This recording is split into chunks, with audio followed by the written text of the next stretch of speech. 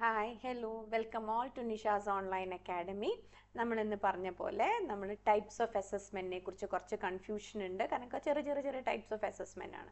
അപ്പോൾ ഒരു എക്സാമ്പിളോട് കൂടി പറഞ്ഞു കഴിഞ്ഞാൽ വളരെ ഈസി ആയിട്ട് നിങ്ങൾക്ക് എന്ത് ചെയ്യാൻ പറ്റും, നിങ്ങൾക്ക് അത് ആൻസർ ചെയ്യാൻ പറ്റും. ഒരു ജനറൽ അവെയർനെസ്സിനും അത് നല്ലത് തന്നെയാണ്.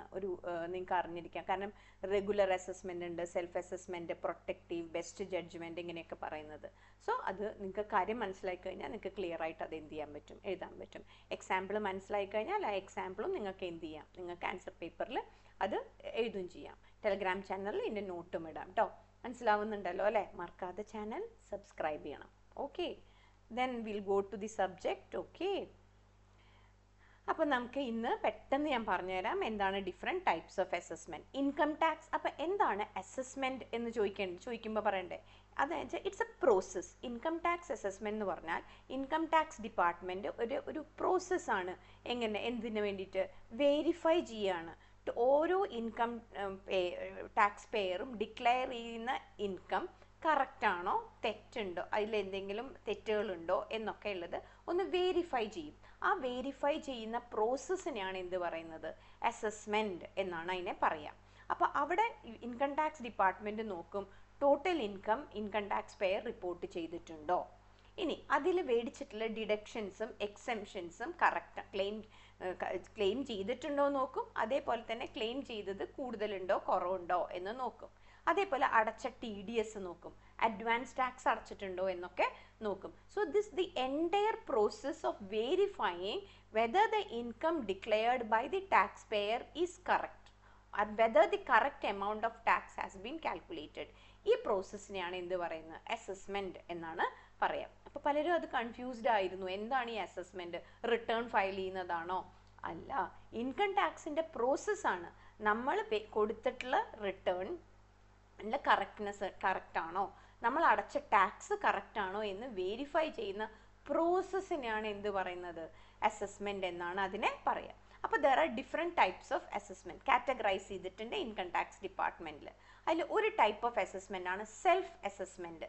സെക്ഷൻ മറക്കരുതേ, 140A എന്ന് പറയുന്നതാണ് സെൽഫ് അസസ്മെൻറ്റ്. ഈ സെൽഫ് അസസ്മെൻറ്റിൽ എന്താണെന്നുണ്ടെങ്കിൽ it's a first stage of the, അതായത് നമ്മൾ ആദ്യം തന്നെ ഒരു ഫസ്റ്റ് സ്റ്റേജ് പ്രോസസ്സാണ്. വെദർ ഇതിൽ tax payer himself calculates the tax payable. ഈ ഫയലിംഗ് ചെയ്യാണ്. ഇൻകം ടാക്സ് പോർട്ടലിൽ, ഡിപ്പാർട്ട്മെൻറ്റ് പോർട്ടലിൽ കയറിയിട്ട് നമ്മൾ ഈ ടാക്സ് ഫയൽ ചെയ്തു. അപ്പം നമ്മൾ തന്നെ അതിൽ ഓട്ടോമാറ്റിക്കലി എന്ത് കാൽക്കുലേറ്റഡ് ആയിട്ട് വരും, ടാക്സ് കാൽക്കുലേറ്റഡ് ആയിട്ട് വരും. ആ പറഞ്ഞ ടാക്സ് നമ്മൾ എന്ത് ചെയ്യുന്നു, നമ്മൾ അടയ്ക്കുന്നു. ചിലപ്പോൾ നമ്മൾ അഡ്വാൻസ് ഒക്കെ കുറച്ച് അടച്ചൊക്കെ വെച്ചിട്ടുണ്ടാവും. അതൊക്കെ അഡ്ജസ്റ്റ് ചെയ്തതിന് ശേഷം ഫൈനൽ ടാക്സ് നമ്മൾ പേ ചെയ്യുന്നു എന്നുള്ളതാണ്. So this assessment is known as self assessment. ഞാനൊരു SSC ആണെന്ന് വിചാരിച്ചോളൂ. പാൻ നമ്പറൊക്കെ ഉള്ള ഒരു SSC ആണ്. ഞാൻ തന്നെ ഇൻകം ടാക്സ് പോർട്ടലിൽ കയറി യൂസർ നെയിമും പാസ്വേഡും കൊടുത്ത് പോർട്ടലിൽ കയറി ഞാൻ എന്ത് ചെയ്യുന്നു, എൻ്റെ ITR ഫയൽ ചെയ്യുന്നു, ഇൻകം ടാക്സ് റിട്ടേൺ ഫയൽ ചെയ്യുന്നു. സോ ദ ടാക്സ് പെയർ തന്നെയാണ് ടോട്ടൽ ഇൻകം അവിടെ കാൽക്കുലേറ്റ് ചെയ്ത് അടിച്ചു കൊടുത്തത്. ടാക്സ് ലയബിലിറ്റി ഓട്ടോമാറ്റിക്കലി കാൽക്കുലേറ്റ് ചെയ്ത് വന്നു. ഇൻട്രസ്റ്റും പെനാൾട്ടിയും ഒക്കെ ഉണ്ടെങ്കിൽ അതിൽ വന്നു. ആഫ്റ്റർ കാൽക്കുലേറ്റിംഗ് ടാക്സ് പെയർ നോക്കും ബാക്കി ഇനി എന്തെങ്കിലും അഡ്വാൻസ് ടാക്സ് ഒക്കെ അടച്ചിട്ടുണ്ടാവും, അപ്പോൾ അതൊക്കെ മൈനസ് ചെയ്ത് തരും. ബാക്കി എന്തെങ്കിലും അടയ്ക്കാനുണ്ടെങ്കിൽ ആ ബാക്കിയുള്ള എമൗണ്ട് നമ്മൾ എന്ത് ചെയ്യും, അടയ്ക്കും. ചിലപ്പോൾ നമുക്ക് ഇങ്ങോട്ട് തിരിച്ചു കിട്ടാനായിരിക്കും, അപ്പോൾ നമ്മൾ റീഫണ്ടിന് അപ്ലൈ ചെയ്തിടും. So this is known as self assessment. 140A നമ്മൾ സെൽഫ് അസസ്മെൻറ്റ് നടത്തുന്നത്. ഞാനൊരു എക്സാമ്പിൾ എഴുതിയിട്ടുണ്ട്.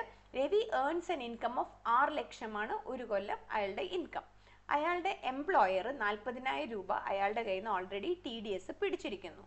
അപ്പോൾ ഇയാൾ സെൽഫ് അസസ്മെൻറ്റ് നടത്തുമ്പോൾ 45,000 ആണ് അടയ്ക്കാനുണ്ടായിരുന്നതെന്ന് അതിൽ കാണിച്ചു. അതിൽ 40,000 എംപ്ലോയർ അടച്ചു എന്നുള്ളതും കാണിച്ചു. അപ്പോൾ ബാക്കി 5,000 ഉള്ളൂ. ഈ 5,000 ഇയാൾ എന്ത് ചെയ്തു, റിട്ടേൺ ഫയൽ ചെയ്യുമ്പോൾ അത് അടച്ചു. ഈ പ്രോസസ്സാണ് എന്ത്, സെൽഫ് അസസ്മെൻറ്റ് പ്രോസസ്സ് എന്നാണ് അതിനെ പറയുക. നെക്സ്റ്റ് സമ്മറി അസസ്മെൻ്റ് ആണ്. Okay, what is summary assessment? 143 subsection 1 summary assessment ഉള്ളത്.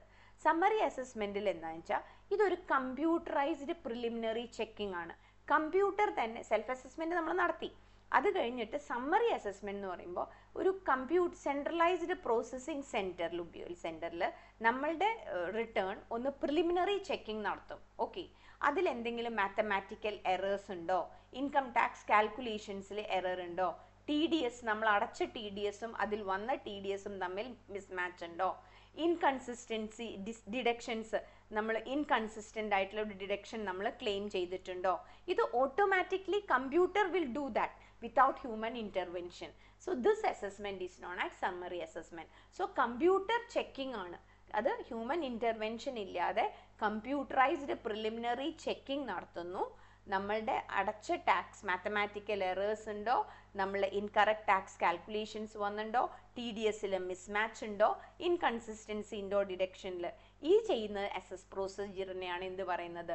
സമ്മറി അസസ്മെന്റ് എന്നാണ് അതിനെ പറയുന്നത്. അത് 143(1)ലാണ്, സബ്സെക്ഷൻ 1ലാണ് പറയുന്നത്. ഇനി അപ്പം മറക്കരുത്, മറ്റത് 140ലാണ് കേട്ടോ സെൽഫ് അസസ്മെന്റ്. ഇപ്പുറത്തേക്ക് കടക്കുമ്പോഴേക്കും സമ്മറി അസസ്മെന്റിലേക്ക് കടക്കുമ്പോഴേക്കും 143ലേക്ക് വരും. ഇനി 143(3)ലാണ് നെക്സ്റ്റ് എന്ത്? സ്ക്രൂട്ടിനി അസസ്മെന്റ് എന്ന് പറയുന്ന സ്ക്രൂട്ടിനി എന്ന് പറഞ്ഞാൽ എന്താണ്? ഡീറ്റെയിൽഡ് എക്സാമിനേഷൻ എന്നുള്ള വേർഡ് ഓർക്കുക. Okay, what they are doing in scrutiny examination, scrutiny assessment. Scrutiny assessment എന്ന് പറഞ്ഞാൽ ഒരു detailed examination of the tax നമ്മൾ അടച്ച റിട്ടേൺ കൊടുത്തിട്ടുണ്ടല്ലോ, അസസിങ് ഓഫീസർ ഡീറ്റെയിൽ ആയിട്ട് നോക്കും, ഓരോ ഇൻകം വെച്ച് അവർ നോക്കും, നമ്മൾ ഡിക്ലെയർ ചെയ്തതും അതേപോലെ വെച്ച് നോക്കും. എന്നിട്ട് അവർ നോക്കും നമ്മൾ ഡിക്ലെയർഡ് ഇൻകം കറക്റ്റ് ആണോ, നമ്മൾ കൂടുതൽ ഡിഡക്ഷൻസ് ക്ലെയിം ചെയ്തിട്ടുണ്ടോ, അപ്പോൾ നമ്മൾ അടക്കേണ്ട ടാക്സ് കുറഞ്ഞു പോയിട്ടുണ്ടാവും, പിന്നെ നമ്മൾ കറക്റ്റ് ടാക്സ് പേ ചെയ്തോ എന്നുള്ളത്. ഇനി അവർ വേണമെങ്കിൽ നമ്മുടെ ബാങ്ക് സ്റ്റേറ്റ്മെൻറ്റ് ഒക്കെ എടുത്ത് നോക്കും, നമ്മുടെ ബിൽസ്, റെസീറ്റ്സ്, ഇൻവെസ്റ്റ്മെൻറ്റ് പ്രൂഫുകളൊക്കെ ഉണ്ടെങ്കിൽ അതൊക്കെ എടുത്ത് അവർ ക്രോസ് ചെക്ക് ചെയ്ത് നോക്കും. So this is known as scrutinious. അപ്പോൾ അസസിങ് ഓഫീസർ നമ്മുടെ റിട്ടേൺ എടുത്തിട്ട് ഡീറ്റെയിൽ ആയിട്ട് വെരിഫൈ ചെയ്യുന്നതിനെയാണ് എന്ത് പറയാം? സ്ക്രൂട്ടിനി അസസ്മെന്റ് എന്ന് പറയാം. നോക്കാം example. Rahul claims 2 lakh deduction for business expense. അയാളുടെ ബിസിനസ് എക്സ്പെൻസ് 2 ലക്ഷമാണ് ചോദിക്കുന്നത്. അപ്പോൾ ഇൻകം ടാക്സ് ഓഫീസർ അതൊന്ന് ജസ്റ്റ് സ്ക്രൂട്ടിനൈസ് ചെയ്തു, വലിയൊരു എമൗണ്ട് അല്ലേ, അപ്പോൾ അയാളുടെ ബില്ലും റെസീറ്റും ഒക്കെ ഒന്ന് വെരിഫൈ ചെയ്തു. അപ്പോൾ നോക്കുമ്പോൾ ശരിയാണ്, അത് കറക്റ്റാണ്, 2 ലക്ഷം ഓക്കെയാണ്. സോ കഴിഞ്ഞു. അപ്പോൾ ഇവിടെ എന്ത് അസസ്മെന്റ് നടന്നു? അസസിങ് ഓഫീസർ ഡീറ്റെയിൽ ആയിട്ട് ബില്ലും പ്രൂഫും ഒക്കെ നോക്കിയില്ലേ, സോ അതിനെ സ്ക്രൂട്ടിനി അസസ്മെന്റ് എന്നാണ് പറയുക. നെക്സ്റ്റ് 144. അപ്പോൾ 140ലാണ് സെൽഫ് അസസ്മെന്റ്, 143ലാണ് ഏത് കിടക്കുന്നത്? നമ്മളുടെ സമ്മറി അസസ്മെന്റും അതേപോലെ തന്നെ സ്ക്രൂട്ടിനി അസസ്മെന്റും കിടക്കുന്നത്. നെക്സ്റ്റ് ബെസ്റ്റ് ജഡ്ജ്മെന്റ് അസസ്മെന്റ് എന്ന് പറഞ്ഞ അസസ്മെന്റ് 144ലാണ് BJA, ബെസ്റ്റ് ജഡ്ജ്മെന്റ് അസസ്മെന്റ്. ഇവിടെ എന്താണെന്ന് വെച്ചാൽ the income tax payer fail to give the return. Income tax പേയറുടെ ഭാഗത്തുനിന്ന് ഒരു അനക്കവും ഉണ്ടായില്ല, അയാൾ അടച്ച് റിട്ടേൺ കൊടുത്തില്ല, ഡീറ്റെയിൽസ് കൊടുത്തില്ല. അപ്പോൾ tax payer fail to cooperate with the income tax department എന്ന് വെച്ചിട്ട് അയാളെ ടാക്സ് അടപ്പിക്കാതിരിക്കാൻ പറ്റുമോ? ഇല്ല. Income tax department will do his assessment. അപ്പോൾ ഇൻകം ടാക്സ് ഡിപ്പാർട്ട്മെന്റ് തന്നെ മുൻകൈ എടുത്തിട്ട് ഇയാളുടെ റിട്ടേൺ ഇയാളുടെ റിട്ടേണും ഇയാളുടെ ഇൻകം എന്ത് ചെയ്യാണ്? കാൽക്കുലേറ്റ് ചെയ്യാണ്. That is known as best judgement assessment എന്നാണ് പറയാം. ഓക്കെ, അപ്പോൾ എപ്പോഴാണ് ഈ ബെസ്റ്റ് തോന്നിയ സമയത്തൊന്നും ബെസ്റ്റ് ജഡ്ജ്മെന്റ് റിട്ടേൺ അസസ്മെന്റ് ചെയ്യരുത് കേട്ടോ, ചെയ്യില്ല. കാരണം എന്താണെന്ന് വെച്ചാൽ ഇൻകം ടാക്സ് പേയർ അയാൾ ഒന്നുകിൽ റിട്ടേൺ ഫയൽ ചെയ്യാതിരിക്കണം, അതല്ലെങ്കിൽ അയാൾക്ക് നോട്ടീസുകൾ നമ്മൾ കൊടുത്തു അതിന് അയാൾ റെസ്പോണ്ട് ചെയ്യാതിരിക്കണം. അതേപോലെ തന്നെ അയാളോട് ചില ഡോക്യുമെന്റ്സ് ഒക്കെ കൊണ്ടുവരാൻ പറഞ്ഞു, അത് അയാൾ കൊണ്ടുവന്ന് കൊടുത്തില്ല. ഈ ഒരു റീസൺസ് ഉണ്ടെങ്കിൽ മാത്രമാണ് ബെസ്റ്റ് ജഡ്ജ്മെന്റ് അസസ്മെന്റ് 144ൽ ചെയ്യാൻ പാടുള്ളൂ. ഓക്കെ, അപ്പോൾ ഇൻകം ടാക്സ് ഡിപ്പാർട്ട്മെന്റ് സ്വമേധയാൽ അസസിങ് ഓഫീസർ എസ്റ്റിമേറ്റ് ചെയ്യും ഇയാളുടെ ഇൻകം ബേസ്ഡ് ഇൻഫർമേഷൻസ്. അപ്പോൾ പ്രത്യേകിച്ച് അതിൽ പറയുന്നുണ്ട്, ആ ആക്റ്റിൽ പറയുന്നുണ്ട്, ഒരു വൈരാഗ്യ ബുദ്ധിയോട് കൂടിയിട്ട് അയാൾ തന്നില്ല എന്ന് വിചാരിച്ചിട്ട് വൈരാഗ്യ ബുദ്ധിയോട് കൂടിയിട്ട് അയാളെ അസസ് ചെയ്യരുത്. സാധാരണ രീതിയിൽ അയാളെ ഒരു എമ്പത്തിയോട് കൂടി തന്നെ എന്ത് ചെയ്യണം? അസസ് ചെയ്യണം. കുറെ കൂടുതൽ ടാക്സ് ഈടാക്കിയിട്ട് അയാൾ സാമർത്ഥ്യമല്ലേ റിട്ടേൺ തരാത്ത, അങ്ങനെ ഒരു അസസ്മെന്റ് ആവരുത്. അതാണ് ബെസ്റ്റ് ജഡ്ജ്മെന്റ് എന്നുള്ള വേർഡ് തന്നെ വന്നത്, അസസ്മെന്റ് എന്ന് പറയുന്നത്.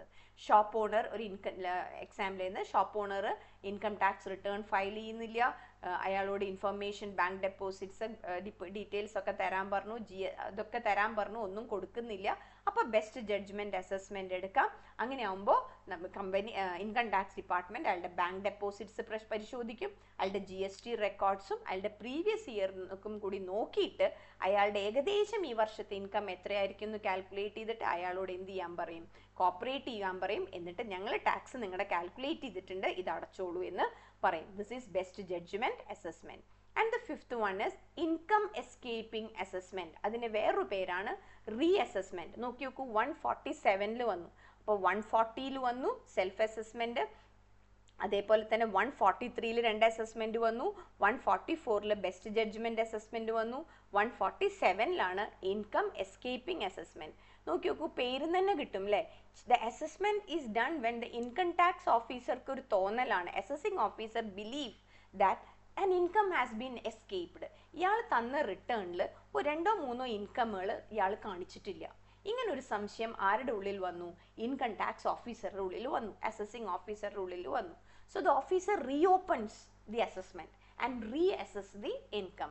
അതുകൊണ്ടാണ് ഇതിന് വേറൊരു പേര് റീ അസസ്മെന്റ് എന്ന പേര്. ഓക്കെ, അപ്പോൾ ഇങ്ങനെ, അപ്പോൾ the income tax officer feels that some of the income has been escaped or not been shown by the tax payer. So the officer reopens his case and makes the assessment. That is known as income escaping assessment എന്നാണ് പറയുക. 147 പ്രിയ files A return declaring. പ്രിയ പറഞ്ഞു എനിക്ക് 8 ലക്ഷം income ഉള്ളൂ എന്നുള്ളത്. Return ഒക്കെ file ചെയ്തപ്പോൾ ഡിപ്പാർട്ട്മെന്റിന് ഒരു സംശയം, 3 ലക്ഷത്തിൻ്റെ ഒരു ഇൻകം ഉണ്ടല്ലോ, നടന്നുണ്ടല്ലോ. അപ്പോൾ അവരെന്ത് ചെയ്തു? ഉടനെ അതൊന്ന് ക്രോസ് ചെക്ക് ചെയ്തു, വീണ്ടും റീഓപ്പൺ ചെയ്തു. എന്നിട്ട് പറഞ്ഞു ഇതൊന്ന് ക്രോസ് ചെക്ക് ചെയ്തു. യെസ്, ചിലപ്പോൾ ഉണ്ടാവില്ല, അത് തെറ്റായി, അപ്പോൾ അതവിടെ ക്ലോസ് ആയി. പക്ഷേ ചിലപ്പോൾ അത് നോക്കുമ്പോൾ ഉണ്ട്, അങ്ങനെ ഒരു ഇൻകം ഉണ്ട്. അപ്പോൾ അവരോട് അത് ക്ലിയർ ചെയ്യാൻ പറഞ്ഞ് അവർക്ക് നോട്ടീസ് അയക്കും. So that is income escaping assessment എന്ന് പറയുന്നത്. And the last one type is protective assessment. Protective അസസ്മെന്റിൽ എന്താണെന്ന് വെച്ചാൽ, ഞാൻ ഇതിന് മുമ്പ് PYQ ചെയ്യുന്ന സമയത്ത് നമ്മൾ കണ്ടിട്ടുണ്ട്, 2 തവണയും കണ്ടതാണ്. വാട്ട് ഈസ് പ്രൊട്ടക്റ്റീവ് അസസ്മെന്റ് എന്ന് ക്വസ്റ്റ്യൻ ചോദിച്ചു. അതായത് the income tax department is not sure on whom they should charge this tax. ഈ ടാക്സ് ആരുടെ കയ്യിൽ നിന്നാണ് പിടിക്കേണ്ടത് എന്നുള്ളതിനെ കുറിച്ച് ക്ലാരിറ്റി ഇല്ല. ആർക്കില്ല? ഇൻകം ടാക്സ് ഡിപ്പാർട്ട്മെന്റിനില്ല. അതായത് ഇപ്പോൾ ഒരു എക്സാമ്പിൾ, 2 പാർട്ട്നേഴ്സ് ഞാൻ അവിടെ എഴുതിയിട്ടുണ്ട്, കാണാം സ്ക്രീനിൽ നോക്കിയാൽ. 10 ലക്ഷം രൂപ. ഇത് എക്സിന്റെ ഇൻകം ആണോ വൈയുടെ? എക്സ് പറയുന്നു അത് വൈയുടെ ഇൻകം ആണ്, വൈ പറയുന്നു അത് എക്സിന്റെ ഇൻകം ആണ്. So the department is confuse with whom they should charge. അവരെന്ത് ചെയ്യുമെന്ന് അറിയൂ? ഇവരുടെ കൺഫ്യൂഷനൊക്കെ തീർന്ന് ടാക്സ് ഒക്കെ അടച്ചു വരുമ്പോഴേക്കും ചിലപ്പോൾ ഇത് മിസ്സായി പോകും, എസ്കേപ്പ് ചെയ്ത് പോകും. അപ്പോൾ എന്ത് ചെയ്യും? 2 പേരുടെയിലും ഈ 10 ലക്ഷത്തിൻ്റെ ഇൻകത്തിൻ്റെ ടാക്സ് ചാർജ് ചെയ്യും. കേസൊക്കെ തീരട്ടെ, പിന്നെ കുറച്ച് കഴിഞ്ഞാൽ നമുക്കൊന്ന് കണ്ടുപിടിക്കാം, കുറച്ച് സമയം കഴിയട്ടെ. അപ്പോൾ ഡീറ്റെയിൽ ആയിട്ട് എക്സാമിൻ ചെയ്തിട്ട് ഇതിൽ എക്സിൻ്റെ ആണെന്ന് പറഞ്ഞാൽ വൈക്ക് അത് എന്ത് കൊടുക്കാം? റീഫണ്ട് ചെയ്ത് കൊടുക്കാം. വൈയുടെ ആണെന്ന് പറഞ്ഞാൽ എക്സിന് എന്ത് ചെയ്ത് കൊടുക്കാം? റീഫണ്ട് ചെയ്ത് കൊടുക്കാം. അപ്പോൾ അസസ് ചെയ്തോ, 2 പേരുടെയിലും അത് പ്രൊസീജിയർ നടത്തിയോ. So this assessment is not. അപ്പോൾ പ്രൊട്ടക്ട് ചെയ്തു, നമ്മുടെ കയ്യിൽ നിന്ന് ഇൻകം ടാക്സ് ഡിപ്പാർട്ട്മെന്റിന് ടാക്സ് വിട്ടു പോവാതിരിക്കാൻ വേണ്ടി ഷുവർട്ടി ഇല്ല on whose hands it has to be taxed. So it will be in such assessment is known as protective assessment. Protective assessment is used when department is unsure about who is actually liable to pay tax on a particular income. Okay, അവിടെ detail ആയിട്ട് എഴുതിയിട്ടുണ്ട്. Okay, ഒരു example എഴുതിയിട്ടുണ്ട്. Clear ആയല്ലോ different types of assessment? ഇനി ഒരു സംശയവും വരില്ലല്ലോ. അപ്പോൾ ഒന്നും കൂടിയും ആ സെക്ഷൻസ് ഒന്ന് നോക്കി നോക്കൂ.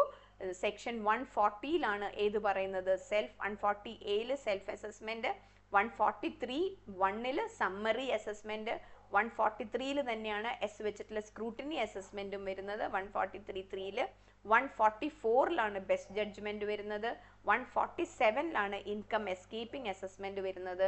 അതേപോലെ തന്നെ പ്രൊട്ടക്റ്റീവ് അസസ്മെന്റും മനസ്സിലാക്കി വെക്കുക. So this is the cases of different types of ഇതിലാണ് അസസ്മെന്റ് ആണ്. Thank you, watch it very well. എക്സാമിന് ക്വസ്റ്റ്യൻസ് ഈ ഭാഗത്ത് നിന്ന് എന്തായാലും ഉണ്ടായിരിക്കും.